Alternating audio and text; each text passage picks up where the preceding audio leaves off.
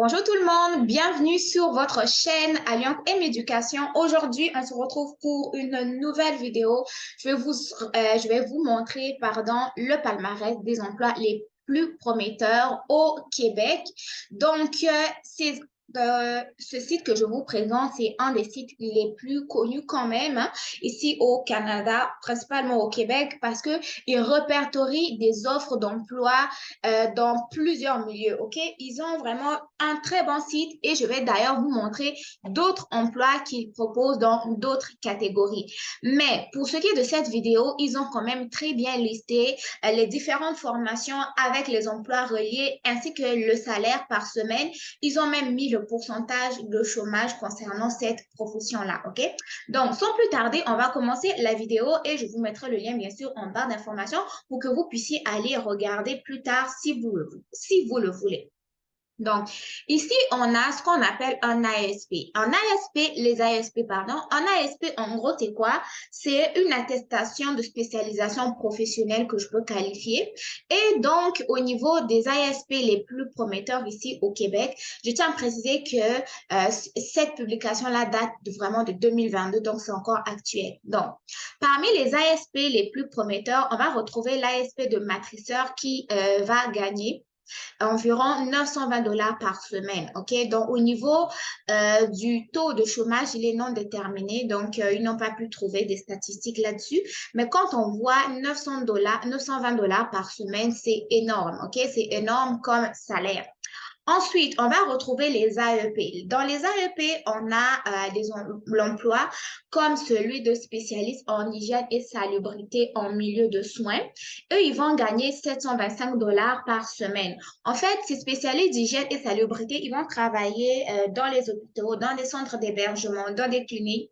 Ils vont s'assurer de la désinfection des lieux et des objets, donc pour éviter ce qu'on va appeler la la propagation, OK? La prolifération des bactéries et la propagation des infections, OK? Donc, eux, ils sont vraiment des spécialistes parce que selon, euh, selon le lieu où ils nettoient, il y a un produit spécial qui va être utilisé pour éviter la prolifération d'une telle bactérie, quoi. Donc, c'est pas juste de l'entretien ménager, mais c'est vraiment hygiène et salubrité en milieu de soins, OK?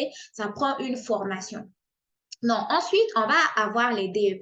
DEP ici, donc, comme vous le savez, c'est diplôme d'études professionnelles.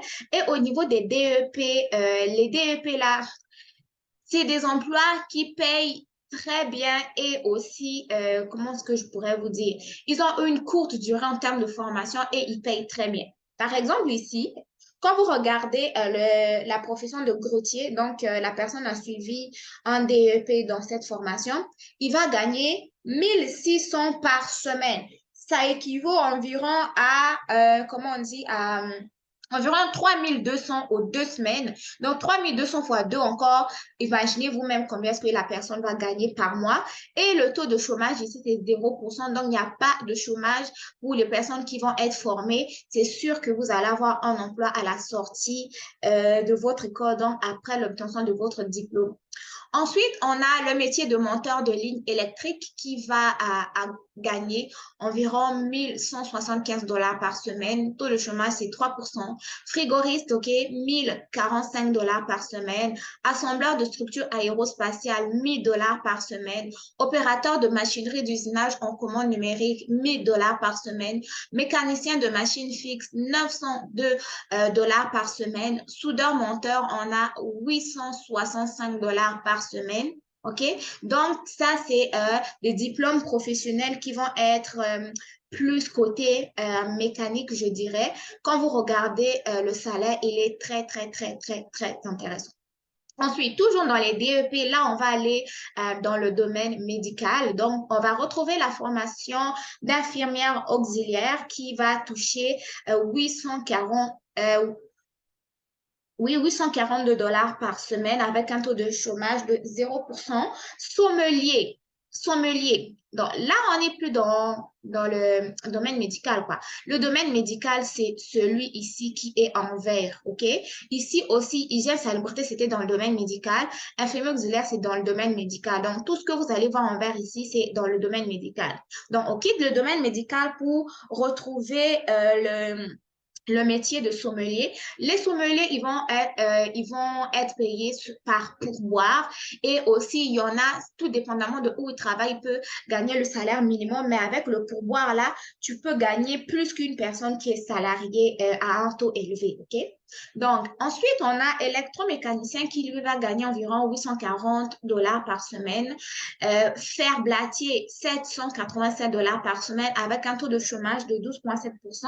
Plombier, 723 $ par semaine avec un taux de chômage de 12,9%. OK? Ensuite de ça, on retourne dans le domaine médical et on va retrouver la profession d'auxiliaire en santé et services sociaux. Lui, il va gagner environ 720,80 $ par semaine. Et on va retourner au niveau des métiers encore. Un camionneur va gagner 720 $ ici au Québec. Mécanicien en protection contre les incendies, 717 $. Ébéniste, 672 $. Cuisinier, c'est environ 600 $ par semaine. Zéro taux de chômage, mais ne pas oublier aussi le pourboire qui va être donné par les clients qui peut faire augmenter le salaire par semaine. OK? Ensuite, on va retrouver le système de la santé, donc avec la profession en assistance pharmacie.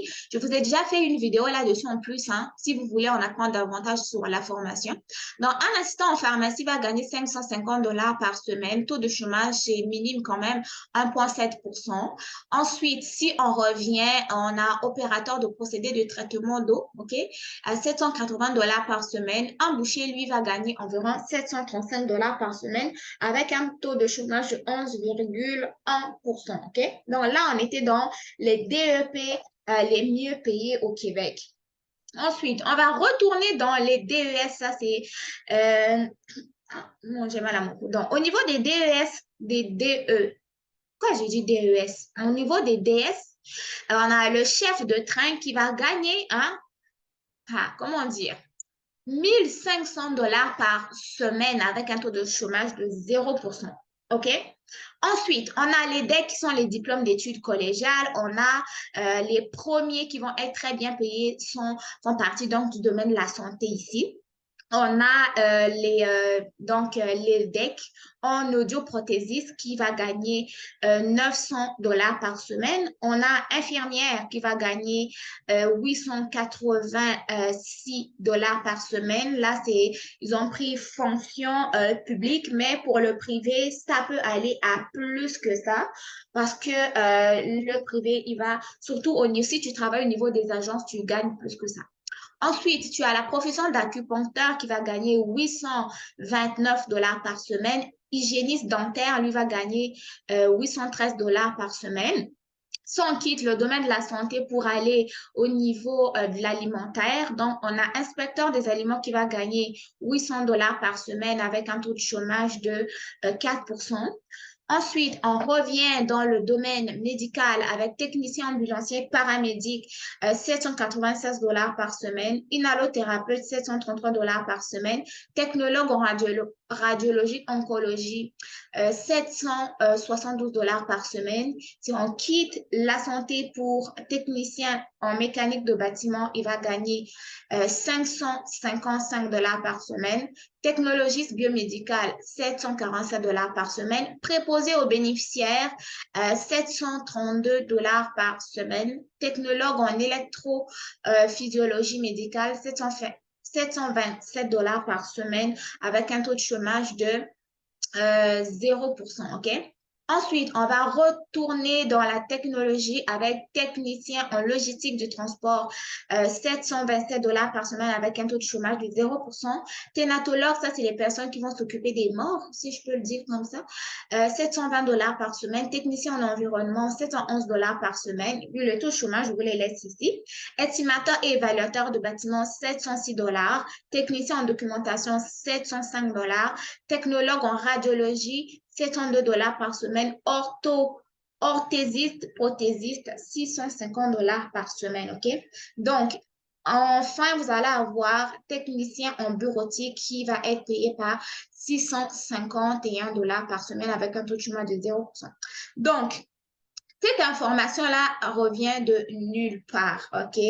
Il vient de nulle part, il provient du site de Radio-Canada.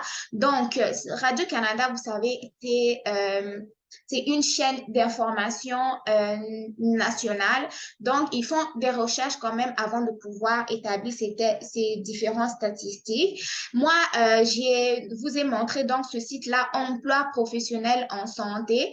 OK, ça, c'est un site vraiment qui va répertorier des emplois qui sont très bien rémunérés, qui sont prometteurs et ils mettent assez quand même souvent leurs informations à jour. OK, donc, je tiens à préciser qu'en ce qui concerne les étudiants étrangers, vraiment, vous pouvez faire ces formations professionnelles-là et vous pouvez faire ces formations-là collégiales. Mais ce que vous devez savoir que ça demande au moins une formation de 1800 heures pour un étudiant étranger afin de pouvoir décrocher un permis d'études. Donc, lorsque vous allez être intéressé par une des professions ci-dessus que je viens d'énumérer, allez voir un peu à combien d'heures de formation elles se donnent avant de pouvoir entamer vos démarches d'études dans un des programmes ci-dessus.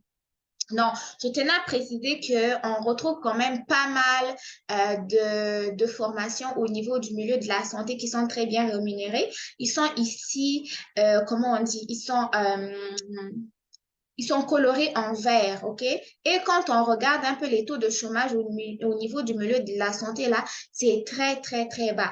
Un milieu de la santé, un emploi dans un milieu de la santé, c'est un emploi qui est dans lequel tu es, comment on dit, tu t'inquiètes pas de perdre ton emploi parce que c'est un milieu qui est en constant changement, constante évolution.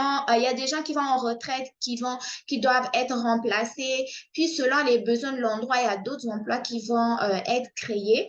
Donc, la pénurie de main-d'œuvre touche beaucoup tous les secteurs tous les secteurs d'emploi ici au Canada, au Québec, mais le système de la santé est grandement touché aussi. Donc, si vous êtes intéressé à étudier dans la santé, à travailler dans la santé, à développer votre intelligence, à avoir vraiment le sentiment de vous accomplir ou d'aider les autres, si vous êtes une personne empathique, une personne déterminée, vous pouvez suivre une formation en santé parce que c'est un emploi garanti, OK? Quand vous regardez, par exemple, au niveau de spécialiste en hygiène et salubrité, pardon, le taux de chômage est de 0% là.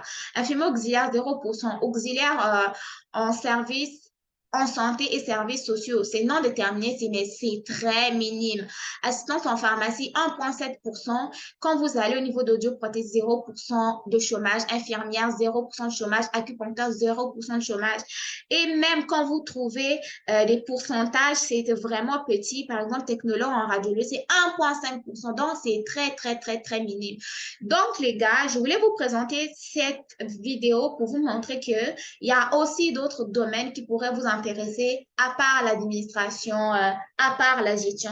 Vous pouvez venir travailler en santé ici au Québec et c'était là donc les emplois que j'avais à vous présenter avec leur salaire. Mais sinon, s'il y a des personnes qui sont intéressées par des formations professionnelles aussi, vous avez des formations comme grutier qui gagnent quand même beaucoup, $1,600 par semaine, c'est énorme, OK? Donc voilà.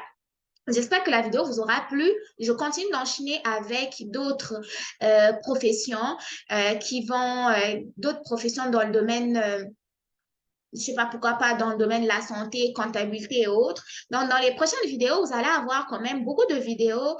Dans les prochaines vidéos, vous allez avoir beaucoup de vidéos.